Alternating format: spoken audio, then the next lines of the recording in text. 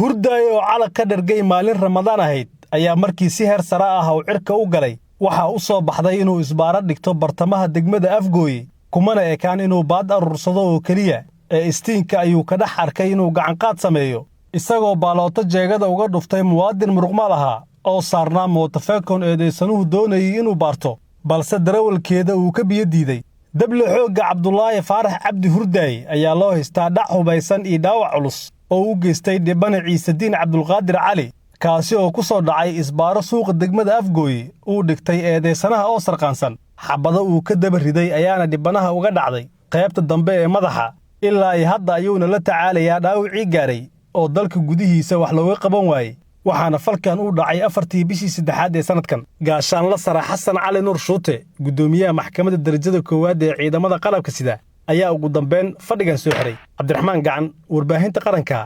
Muqdisho